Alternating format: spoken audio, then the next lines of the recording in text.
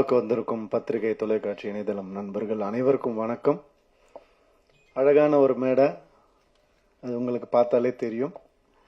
So இவங்க எல்லாருக்கூடையும் நான் work பண்ணியிருக்கேன்னு நினைக்கும் போது எனக்கு ரொம்ப சந்தோஷமா இருக்கு.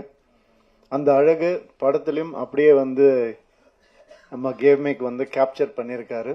ஒவ்வொருத்தருடைய எக்ஸ்பிரஷனையும் ஒவ்வொருத்தருடைய எமோஷனையும் அவ்வளோ அழகாக கேப்சர் பண்ணியிருக்காரு. அது கூடிய சீக்கிரம் நீங்கள் எல்லாரும் பார்க்க போறீங்க. மிகவும் ஒரு அழகான ஒரு கதை இந்த படம். இந்த படம் டைட்டிலே காதலிக்க நேரமில்லை பயங்கர கேட்சியா இருந்துச்சு. அந்த நம்மளுடைய கிளாசிக் காதலிக்க நேரமில்லை அந்த டைட்டில் கிடைச்சது ரொம்ப சந்தோஷம். அதை எல்லாரும் அப்ரூவ் பண்ணது, இந்த கதைக்கு அது பொருந்துமான்னு நினைக்கும் போது அப்படியே அருமையா பொருந்திருந்துச்சு. ஸோ அதுவே ஒரு பெரிய கிஃப்ட் எங்களுக்கு. இந்த டைட்டிலை செலக்ட் பண்றதுக்கு முதல்ல ஹீரோக்கு தான் தேங்க் பண்ணணும். அண்ட் டைட்டில் கூட விட்டுட்டாங்க. அது என்ன நித்யா மேனன் முதல்ல, அப்புறமா ஜெயம் ரவி. அதுதான் முதல்ல ஒரு கேள்வியா இருந்தது. அப்படி என்ன உங்களுக்கு கான்ஃபிடன்ஸ் அப்படின்னு கேட்டாங்க. செல்ஃப் கான்ஃபிடன்ஸ் தான், வேற என்ன கான்ஃபிடன்ஸ், வேற எதுவும் கிடையாது.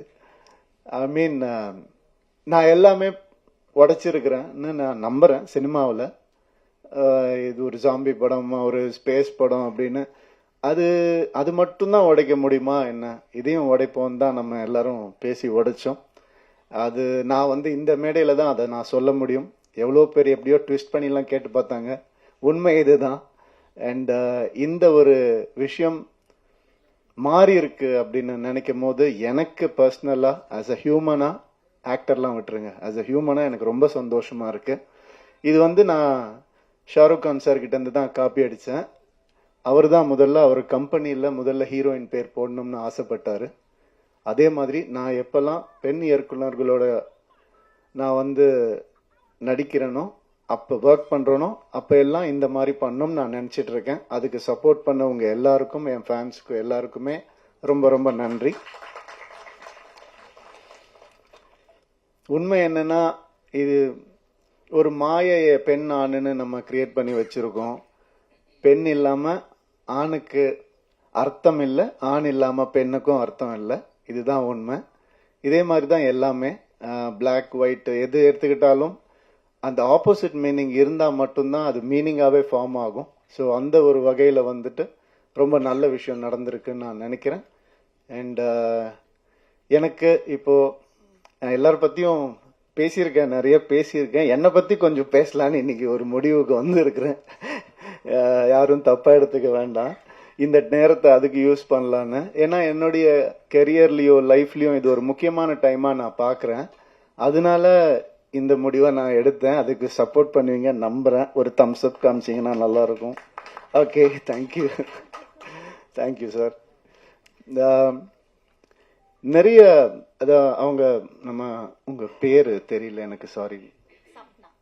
சப்னா சொன்ன மாதிரி வெற்றி வந்தாலும் தோல்வி வந்தாலும் ஒரே மாதிரி இருக்கேன் அப்படிங்கிறதுக்கு என்ன காரணம்னா, இப்ப நான் சொன்ன ஆண் பெண் தான். வெற்றி இல்லாம தோல்வியும் இல்லை, தோல்வி இல்லாம வெற்றியும் இல்லை.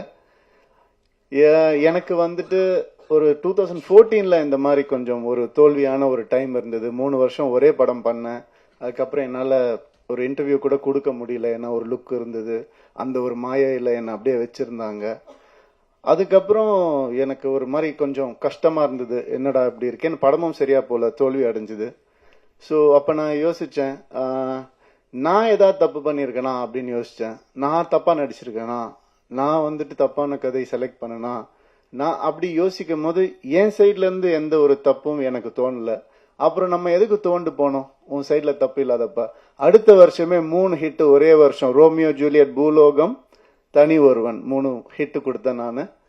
அது ஏன் அப்படின்னா அந்த ரியலைசேஷன் தான். வெற்றிக்கும் தோல்விக்கும் பெரிய டிஃபரன்ஸ் இல்லை. ஒருத்தர் தோத்து போய் துவண்டு போய் கீழே விழுந்துட்டாங்கன்னா அவர் தோல்வி அடைஞ்சவர்னு சொல்றோம். அது கிடையாது. அவர் திருப்பி எந்திரிக்காம இருந்தாதான் அவர் தோல்வி அடைஞ்சவர். திருப்பி எந்திரிச்சிட்டாருன்னா அவர் தோல்வியே கிடையாது. இந்த வருஷம் நான் திருப்பி எந்திரிப்பேன்னு சொல்ல வரேன், வேற ஒன்றும் இல்லை. Thank you so much. அதுக்கான நிறைய நல்ல படங்கள் ஒரு லிஸ்ட் என்கிட்ட இருக்கு, நல்ல லைனப்ஸ் என்கிட்ட இருக்கு, நல்ல திறமையான டைரக்டர்ஸ் என் கூட இருக்காங்க. அடுத்தது சுதா கொங்கரா மேம் கூட இன்னொரு படம் பண்றேன், பெண் இயக்குனர். ரொம்ப சந்தோஷமா இருக்கு. எனக்கு பெண் இயக்குனரை வேற எப்படி அட்ரஸ் பண்றதுன்னு தெரியல, அதனால அப்படிதான் நான் சொல்றேன். ஸோ அது ஒரு பெரிய டேர்ம் கிடையாது, டிரெக்டர், அவ்வளவுதான். ஸோ இந்த மாதிரி நிறைய நல்ல விஷயங்கள் என் லைஃப்ல நடந்துட்டு இருக்கு. ஒரு நல்ல மாற்றங்கள் நடந்துட்டு இருக்கு. கிளியரா திங்க் பண்ண முடியுது அண்ட் சந்தோஷமா இருக்கேன். Thank you so much. காதலிக்க நேரமில்லை பத்தி கொஞ்சம் பேசிடுறேன். இந்த படம் வந்துட்டு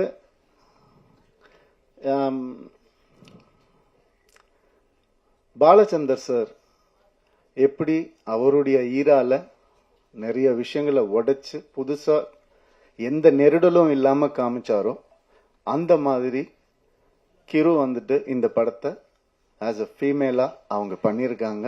அவங்களுக்கு பாலச்சந்தர் சாருக்கு கிடைச்ச அந்த பேர் இந்த படத்து மூலமா கிடைக்கணும்னு நான் மனசார வேண்டிக்கிறேன். அண்ட் இந்த படம் பல உண்மைகளை வெளிக்கொண்டு வந்திருக்கு. உண்மைகள்லாம் ஒளிச்சு வச்ச உண்மைகள் கூட கிடையாது, நம்ம ஏத்துக்க முடியாத உண்மைகளை வந்துட்டு வெளிக்கொண்டு வந்திருக்கு.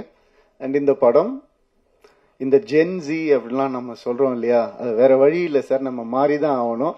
நீங்க வந்து பேப்பரும் பேனாவும் சில வருஷம் முன்னாடி பிடிச்சிட்டு உட்கார்ந்து இருந்தீங்க, இப்ப கேமராவை கையில பிடிச்சிட்டு உட்கார்ந்து இருக்கிறீங்க.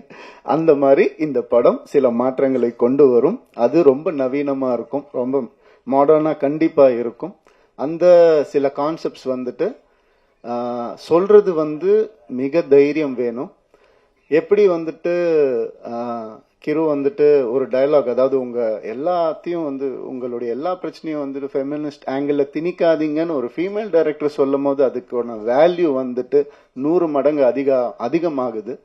ஸோ அதனால இந்த மாதிரி விஷயங்களை பேலன்ஸா சொல்லியிருக்கிற ஒரு படம் காதலிக்க நேரமில்லை. நிறைய வேல்யூஸை வந்துட்டு புதுசா சொல்லியிருக்கக்கூடிய ஒரு படம். நம்ம எப்பவுமே நம்ம லைஃப்ல சினிமா ஒரு பார்ட், அதை யாராலையும் மறுக்கவே முடியாது. அம்மா அப்பா சொல்லி கொடுக்காத சில விஷயங்களை கூட சினிமா சொல்லி கொடுக்கும்ன்ற நம்பிக்கையில தான் நான் சினிமாக்குள்ள வந்தேன். அந்த மாதிரி இந்த ஜெனரேஷனுக்கு சொல்லி கொடுக்க முடியாத, பேச முடியாத சில விஷயங்களை ரொம்ப அழகா டீல் பண்ணியிருக்காங்க. இந்த மாதிரி திறமையான தைரியமான டிரெக்டர்ஸ் இன்னும் வரணும் தமிழ் சினிமாவுக்கு நான் ஆசைப்படுறேன். வர பொங்கலுக்கு இந்த படம் ரிலீஸ் ஆகுது. கண்டிப்பா தியேட்டர்ல வந்து பாருங்க. UA சர்டிபிகேட் தான். ஸோ நீங்களே முடிவு பண்ணிட்டு வாங்க. தேங்க்யூ.